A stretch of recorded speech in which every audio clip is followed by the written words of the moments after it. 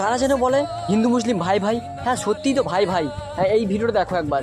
আমি যে এর আগের দিন একটা ভিডিও তৈরি করেছিলাম, যে ভিডিওটাতে হুসেন মানসুরি স্যার তিনি নিজে গেছিলেন আমাদের রথযাত্রার দিনে, হিন্দুদের যে একটা বড় উৎসব যেটা হচ্ছে জগন্নাথ দেবের রথযাত্রা, সেই উৎসবটিতে তিনি মানে সেখানে জল ফল সেখানে নিয়ে রাস্তায় তিনি দর্শনার্থীদের তিনি সেখানে দিচ্ছেন, ঠিক আছে।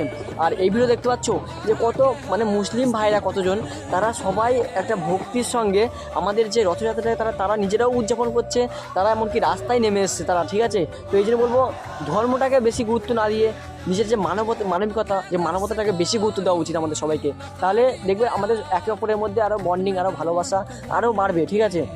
আমরা সবাই কীভাবে কী করি না, শুধু মানে হিন্দু মুসলিম, ও হিন্দু আমি মুসলিম, মানে আমি হিন্দু ও মুসলিম, মানে ওর সঙ্গে কথা বলা যাবে না, ও মুসলিম মানে ও বিশাল ব্যাপার, এই নিয়ে ঝগড়া তর্কাতর্কি এইসব, মানে আমাদের যে এই যে ব্যবধানটা, এই যে বিচ্ছেদটা, এটা সত্যিই আমাদেরকে একটা সমাজ থেকে একটা বিচ্ছেদ করে। যখন আমরা দেখবে আমরা এক হয়ে থাকছি, মানে একে অপরে এক হয়ে থাকি, তখন দেখবে আরও আমাদের মানে ইন্ডিয়াটা, আমাদের দেশটা আরও উন্নতির শিখরে পৌঁছাবে, ঠিক আছে।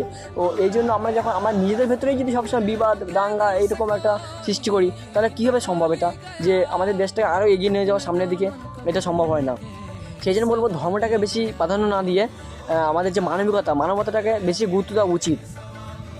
কারণ মানুষ যদি মানুষের পাশে দাঁড়ায়, তবে আমাদের নিজেদের জীবনটাও আরও সচ্ছল হয়ে পড়বে, আরও সুবিধা হবে, আর সমাজটাও আরও সুন্দরভাবে গঠিত হবে। আর আমাদের বাচ্চারা যারা আমার ছোটরা আছে বা আমরা যারা বড়দের দেখে আমরা শিখতে পারবো, যাতে সমাজ আরও সুন্দরভাবে গঠিত হবে।